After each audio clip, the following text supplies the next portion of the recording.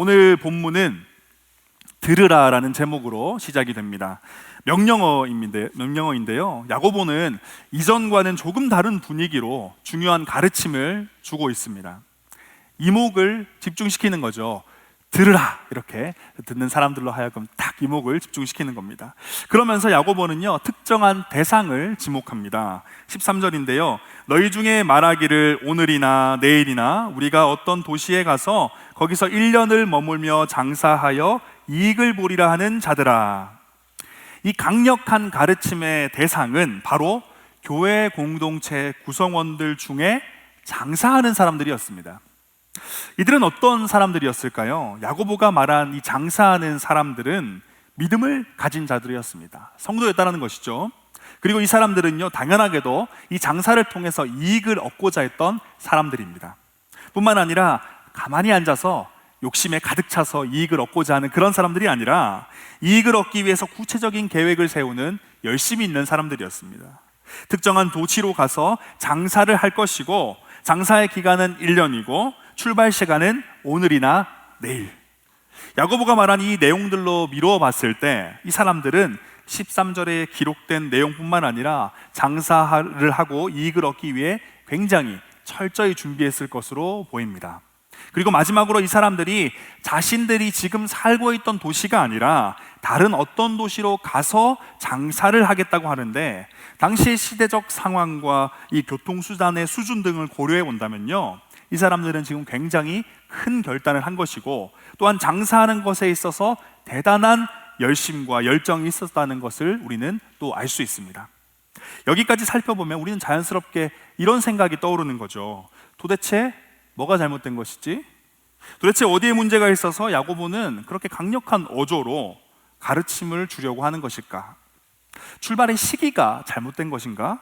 장사하는 도시가 잘못된 것인가? 아니면 장사하는 기간이 잘못된 것인가? 그것도 아니면 이익을 얻으려고 하는 그 자체가 지금 잘못된 것인가? 이어지는 말씀을 한번 계속 살펴보겠습니다. 14절입니다. 내일 일을 너희가 알지 못하는 도다. 너희 생명이 무엇이냐? 너희는 잠깐 보이다가 없어지는 안개니라. 14절에서 우리는 야고보가 도대체 무엇 때문에 그렇게 강력한 어조로 지극히 정상적인 모습으로 장사를 하며 먹고 살고자 하는 이 성도들에게 가르침을 주려고 했는지 알 수 있습니다. 야고보가 보기에 장사를 하며 살아가는 그 성도들의 삶이요, 믿음 없는, 다시 말해 하나님을 모른 채 장사를 하며 살아가는 사람들과 이 사람들이 아무런 차이가 없다라는 겁니다. 같은 장사를 하는 사람들인데 분명히 이들은 믿음이 있는데 믿음이 없는 사람들과 어떠한 차이도 없었기 때문이었습니다. 우리가 이미 살펴봤듯이 지금 교회 공동체 속에서 장사를 하며 살아가는 사람들이 세운 그 계획은요, 지극히 정상적입니다. 성도인 우리가 볼 때뿐만 아니라 하나님을 모르는 사람들이 봐도 정상적이죠. 어떤 불법적인 일을 하면서 이익을 얻겠다라는 게 아니니까요. 그런데 야고보는 오늘이나 내일이나 우리가 어떤 도시에 가서 거기서 1년을 머물며 장사하여 이익을 보리라는 이 계획이 세상에서 장사하는 사람들, 하나님을 모르는 장사하는 사람들의 계획이었다면 아무것도 문제가 없겠지만, 이것이 하나님을 창조주로 구원자로 믿고 그분을 자신의 왕 주인으로 섬긴다 고백하는 성도들의 계획이라고 한다면 무언가를 가르칠 수밖에 없었다라는 겁니다. 야고보가 지적한 것은요, 우리 인생의 근본적인 것에 관한 겁니다. 너희 생명이 무엇이냐? 라는 이 질문 속에요, 그의 가르침이 지금 집약되어 있습니다. 1년의 장사 계획을 세우지만요, 실상 우리는 당장 1분 뒤, 하루 뒤의 일도 모르는 존재입니다. 잠언 27장 1절인데요, 너는 내일 일을 자랑하지 말라. 하루 동안에 무슨 일이 일어날지는 내가 알 수 없음이니라. 우리는 그저 지나온 세월을 돌아보며 항상 내가 아침에 눈을 떠왔기 때문에 당연히 내일도 눈을 뜰 수 있을 것이라는 막연한 믿음으로 하루를 살아가죠. 언젠가 제가 여러분들께 한번 나눈 적이 있는데, 어느 날 밤에 그런 두려움이 찾아오는 겁니다. 내일 아침에 내가 눈을 뜰 수 있을까? 지금까지 당연히 항상 그렇게 살아와서 당연히 눈을 뜰 것 같았는데 갑자기 그 질문 앞에 서니까요, 두려움이 밀려오는 겁니다. 내가 내 심장을 밤새 뛰게 할 수 있나? 내가 나의 모든 신체 기관이 잠자는 동안 정상이 작동되도록 내가 막 애를 쓰면 되는가? 아니잖아요. 우리의 인생은요, 당장 내일도 모르는 겁니다. 내일 아침에 눈을 뜰 수 있는가? 아무도 확신할 수 없는 것이죠. 매일같이 타고 다니는 대중교통과 자동차는요, 우리가 아무리 조심한다고 해도 사고가 날 수 있는 겁니다. 그 사고로 순식간에 목숨도 잃을 수 있는 거예요. 뉴스를 통해 접하는 수많은 사건과 사고들, 그리고 뉴스에 다뤄지지 않는 수많은 사건과 사고들이요, 우리의 삶을 가득 채우고 있습니다. 야고보는 이런 우리의 현실을 잠깐 보이다 없어지는 안개다라고 설명하죠. 제가 이전에 섬기던 교회가 경기도 안성에 있었습니다. 제가 수원에 살고 있었기 때문에 주일 아침에 수원 집에서 안성으로 가는 그 자동차 전용 도로를 쭉 가는데요, 가끔 안개가 정말 자욱하게 낄 때가 있습니다. 그때는 안개등도 켜고 막 얼굴을 코앞에 갖다 대면서 운전을 하는데도 정말 말 그대로 한 치 앞이 안 보입니다. 바로 앞에 자동차가 가고 있는데 비상등도 깜빡이고 있는데도 한 치 앞이 안 보이는 그 정도로 자욱한 안개가 낄 때가 있습니다. 그때는요, 세상이 안개로 가득 찬 것처럼 이 안개의 존재감이 굉장하게 느껴집니다. 그리고 이 안개가 영원히 사라지지 않을 것처럼 느껴져요.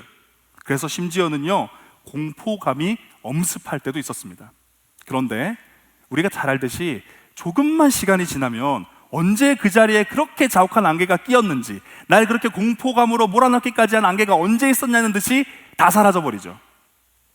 정말 말 그대로 흔적도 없이 사라집니다. 여러분, 야고보는요, 우리의 인생이 이와 같다라고 이야기하는 거예요. 잠깐 보이다가 없어지는 안개와도 같은 인생, 엄청난 존재감으로 전 세계에 영향력을 끼치고 수많은 사람들의 머릿속에 자신의 이름을 새겨서 영원토록 사라지지 않을 것 같은 인생이라도요, 안개처럼 단 하나의 흔적도 없이 사라지는 것입니다. 야고보가 이러한 인간이라는 존재의 불확실성, 일시성, 무력성, 소멸성을 지적한 것은 하나님 앞에서 인간의 존재, 나라는 사람이 어떤 존재인지를 설명하기 위함이었어요. 우리의 실체를 드러내 보인 것이죠. 하나님 없이 홀로 서 있는 우리는요, 아무것도 아닙니다. 아마 그들이 장사 계획을 세울 때는요, 굉장한 자부심과 기대감이 있었겠죠. 이 정도로 열심히 장사하는 사람들은 없었을 것이다. 우리가 이것을 통해서 더 큰 계획을 꿈꾸면서 해상 가운데 우리를 드러내야겠다, 뭐 이런 생각들을 했을 겁니다. 그런데 야고보는 지적하는 겁니다.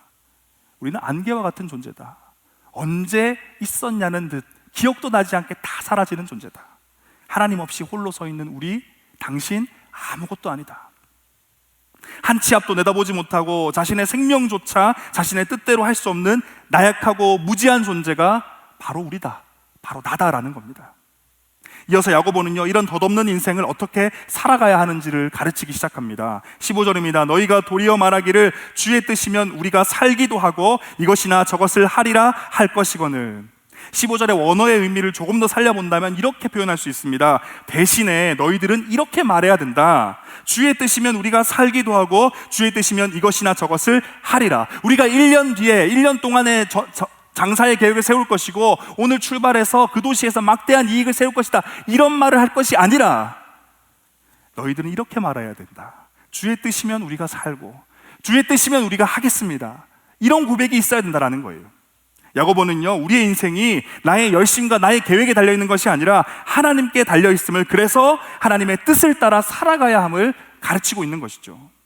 결국 13절에서 야고보가 문제로 삼았던 것은 장사를 통해 이익을 얻고자 힘쓰고 또 이를 위해서 열심과 열정을 다해서 세운 계획 그 자체가 문제가 아니었다는 겁니다. 야고보는 하나님이 배제된 인생의 계획 그 자체를 문제 삼은 것이죠. 그들이 성도로서 장사를 계획하고 꿈을 꾸며 열심을 가지고 있어서 그들과 교제하며 대화를 해보는데 막상 뚜껑을 열어보니까 그들의 그 희왕찬란한 계획 속에, 그들의 열심 속에 하나님은 없는 거죠. 그들의 인생의 실체를 잃어버린 채 하나님 없이 인생을 살고 있었기 때문에 사도 바울이 지금 지적하는 겁니다. 하나님이 배제된 당신들의 인생의 계획을 처음부터 다시 세우십시오.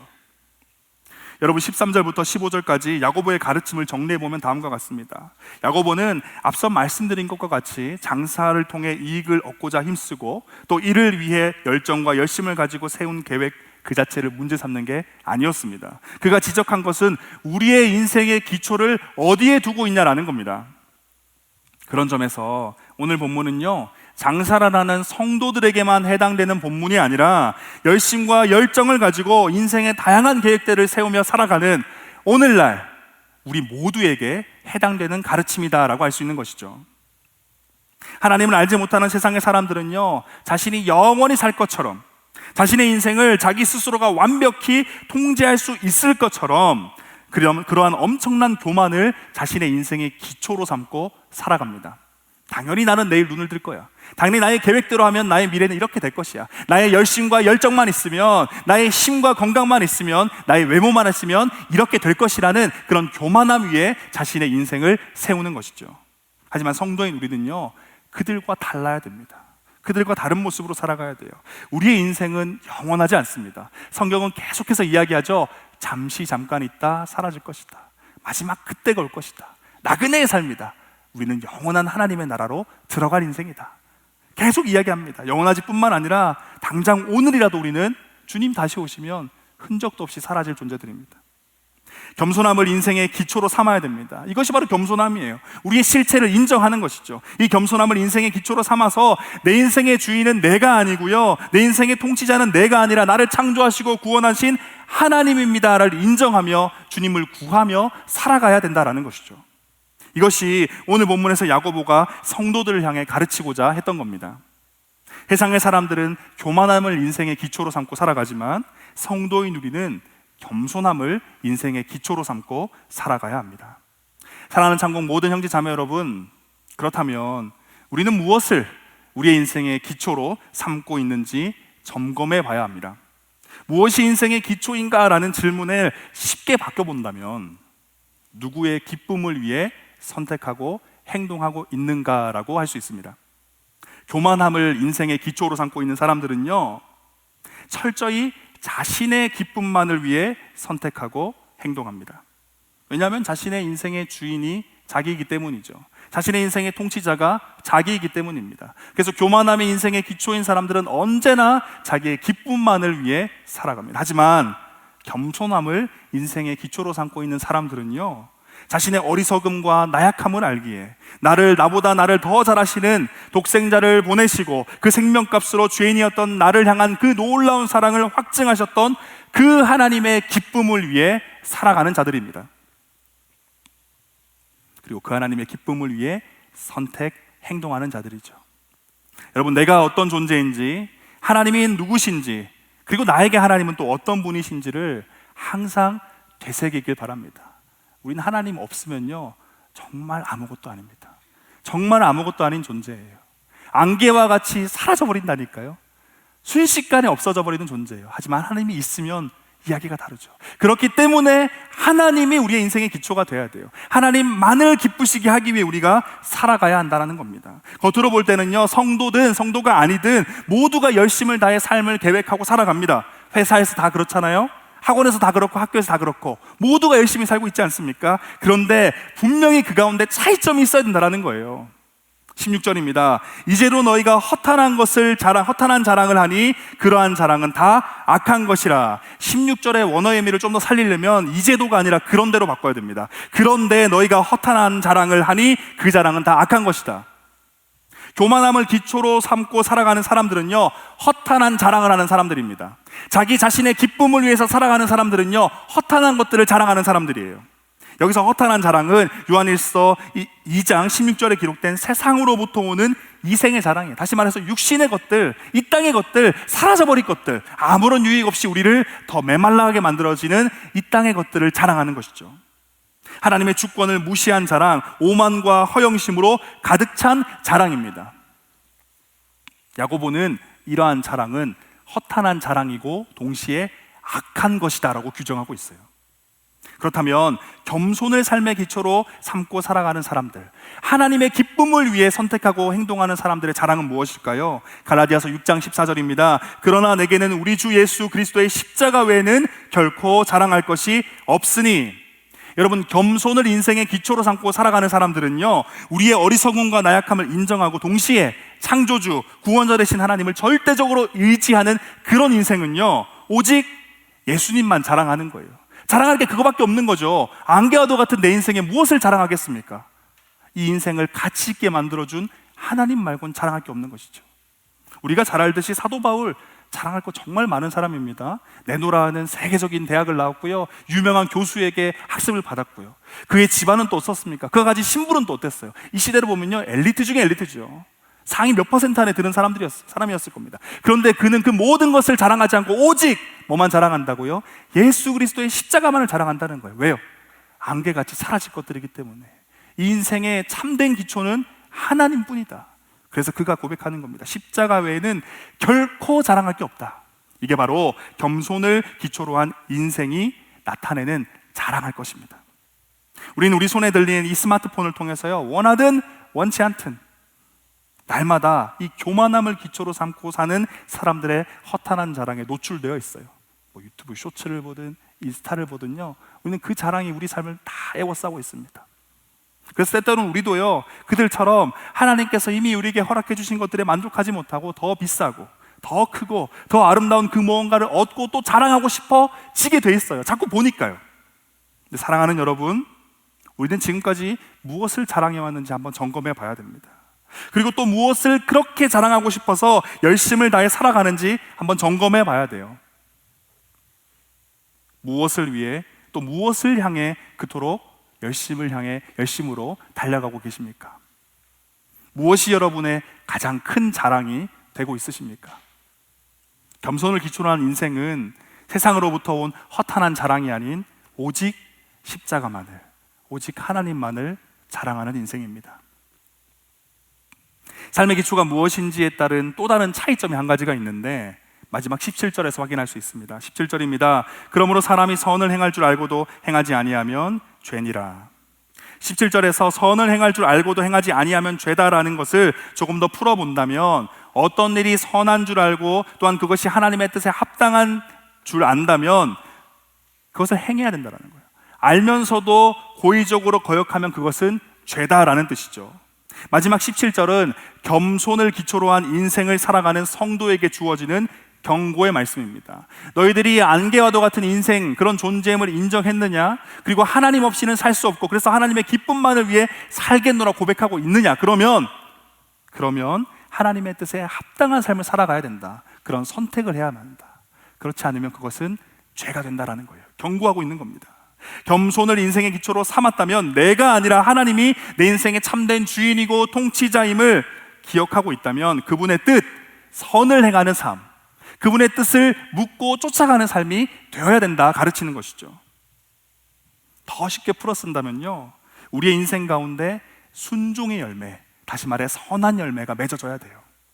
예수 그리스도의 향기가 풍겨져야 된다는 겁니다. 누가 봐도 그 형제, 그 자매, 그 사원 뭐가 다르더라, 그 오빠, 그 형 뭐가 다르더라.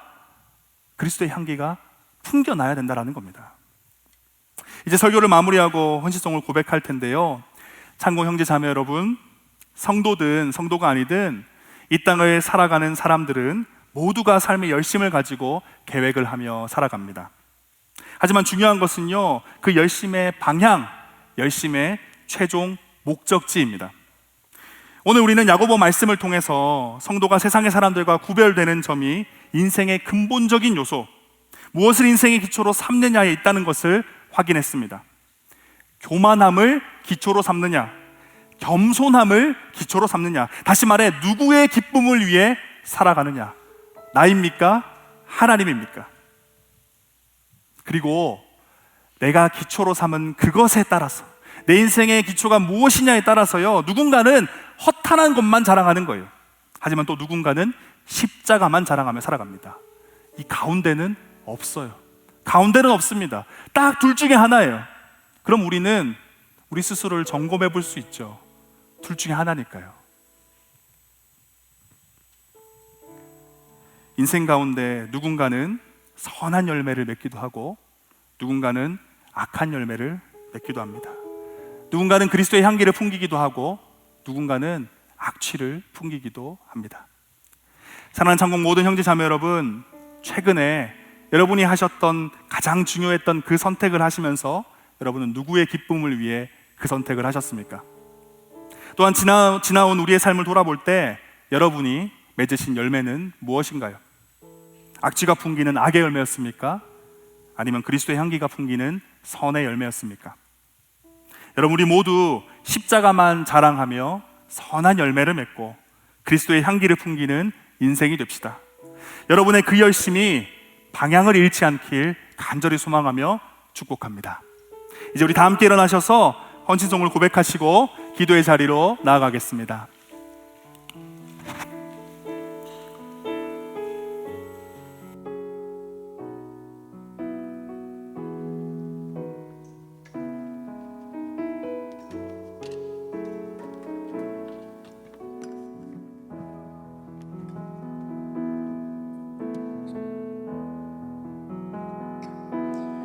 안개 속에서 주님을 보내 아무도 없을 것 같던 그곳에서 손 내미셔서 나를 붙드네 길 잃고 쓰러져 가던 그곳에서 주 말씀하시네 주 말씀하시네 내 손 잡으라고 내가 곧 길이요 진리 생명이니 나 그 길을 보내 주 예비하신 곳 다른 길로 돌아서지 않으리 예수의 길 예수의 길 그 좁은 길 나는 건네 주 손 잡고 그 무엇도 두렵지 않네 주님 주신 약속 내게 있으니 세상의 길 그 험한 길 승리하네 성령으로 그 무엇도 바라지 않네 저 하늘에 내 소망 우리 처음부터 한 번 더 고백합니다. 안개 속에서 안개 속에서 주님을 보내 아무도 없을 것 같던 그곳에서 손 내미셔서 나를 붙드네 길 잃고 쓰러져 가던 그곳에서 주 말씀하시네 내 손 잡으라고 내가 곧 길이요 진리 생명이니 나 그 길을 보내 주 예비하신 곳 다른 길로 돌아서지 않으리 예수의 길 그 좁은 길 나는 건네 주 손 잡고 그 무엇도 두렵지 않네 주님 주신 약속 내게 있으니 세상의 길 그 험한 길 승리하네 성령으로 그 무엇도 바라지 않네 저 마지막으로 믿음의 고백을 하겠습니다. 주님 예수의 길 그 좁은 길을 걸어가겠습니다.